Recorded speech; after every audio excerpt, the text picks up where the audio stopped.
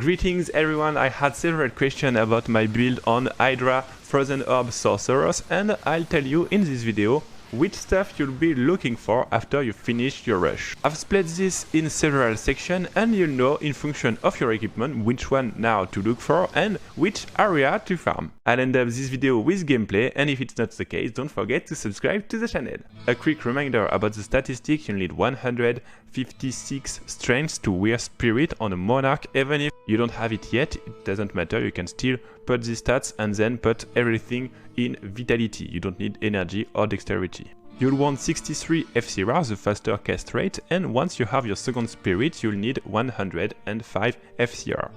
For the FHR, the fast hit recovery, you'll need 86%. For the skills at level 83, you'll need Frozen Orb, Fire Mastery, and Hydras at 20 points. It's very mandatory. After that, you can put some points on Cold Mastery and the rest in Ice Bolt. You can also, instead of putting points in Ice Bolt, put them in Fireball. You'll have a boost of mono damage, but you lose a bit of clear. So if you are doing a lot of boss run, for example Mephisto, you can go for this adaptation. Otherwise, I would advise to stay on maxing Ice Bolt. Let's move to the equipment, and as mentioned, I'll split it into 4 parts. The first one is the Phase A. Once you've just finished your rush, or if you are starting to farm a little bit in Hell. First thing, Spirit, very easy to have, very powerful, it's mandatory. Then Ancient's Pledge, it's a 3-sock shield, and you can get the rune from the Acte, the second quest, so it's also very easy to do and it will give you a crazy boost in resistances. After that, this one is not mandatory but very useful, Insight on a mercenary Acte 1, because she will stay much more alive than the Acte 2 if you don't have a life leash item, especially on the helm. Number 4, Smoke for your armor. This one is harder to have because you need a Lume rune, but also you can do some trade if you want. It's very important to have this one in order to have the boost of resistances. Number 5, either Lore or a 3p Topaz helm to gain the boost of Magic Fine, or you can stay on your Lore if you want to have the additional skill. For the rest of the stuff, just do what you can. Don't forget to reach the 63 FCA breakpoint, and you can go also for some MF, but important to have the resistances on ring, belt, and so on. Once you have all this stuff, it will be very easy to farm all the areas from Phase A that I will tell you later in the video. Next step is to boost your mercenary. You need a good mercenary in order to do some chaos run, pit run, and so on. He'll take the damage for you, and you need to have this equipment before going to Phase B. First one, you need a helm with life leash and a P Amethyst Insight. You need this helm to keep your mercenary alive, it's also mandatory. You'll also need some damage, because if your mercenary doesn't do damage, he won't leash life, so put an Insight on a Colossus Vouge.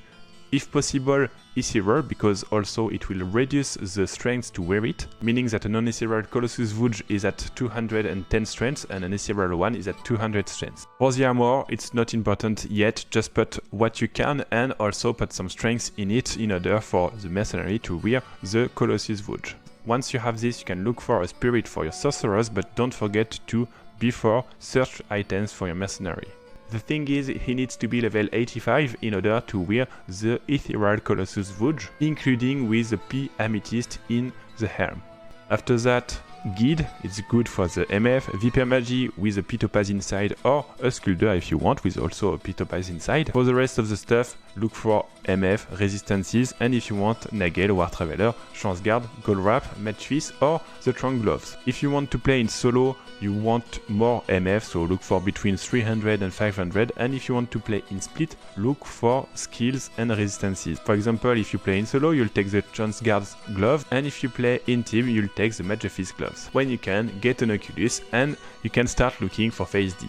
For the Phase D, it's the endgame stuff, so I will make also an update a bit later, but you'll want Tal Armor, Tal Belt, Tal Amulet, Oculus, or even Obsession if you have a good base, and Deface on your mercenary, and when you can, Infinity in order to do some speedruns at 5 or even at 7 in public games. So I'll move to the areas that you need to farm in function of the phase. So if you watch this video, you'll know that in Phase A, you just finished your rush, you start a bit of farming and so on, but your sorceress is not very good. You still have some resistances with Smoke and Ancient Pledge, so you'll be able to farm first Underhill in Hell. If Underhill is too easy, you move to Mephisto. If you have some trouble with Underhill, you don't go to Mephisto, you keep on Underhill. If you wish to do some areas level 85, the Sewer is perfect for our Sorceress because it has a low density, but you can quickly teleport to each pack of monster and just kill the elite one. You also have the level 2 with a super chest. You also have a great new area, the tomb just after the town. Sometimes it's a bit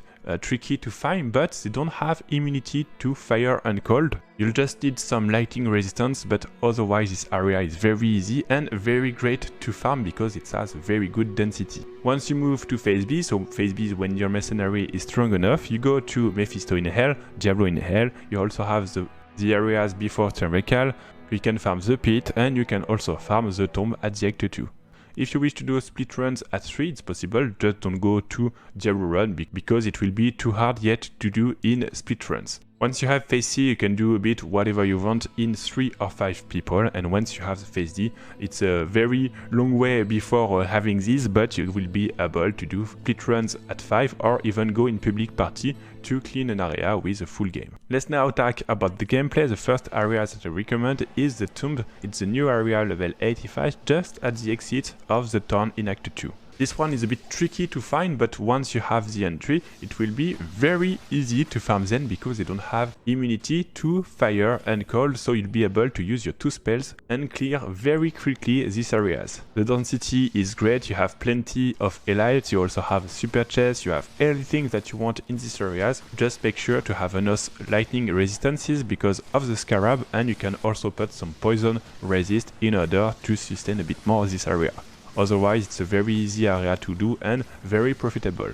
Second one is Mephisto. It's better to do it in phase B because you'll have a bit more of sustain than before in phase A. It's possible, but it's just a bit harder, so if you spend too much time trying to kill him, you would be better doing something else instead of Mephisto's runs. For the Diablo run in Hell, it's a bit harder because you have a lot of fire immunity, so your main spell will be Frozen Orb, and also the Pit Lords have a ton of HP, so they will be a bit long to kill. It's possible, you can do it solo, don't do it in split run yet, but you'll still be able to clean them. Your mercenary is very important, you need to be very cautious about every curses because it can kill instantly your mercenary. For example, if he has lower resist versus Pit Lords, it will not be a good fight for him and he'll die very quickly.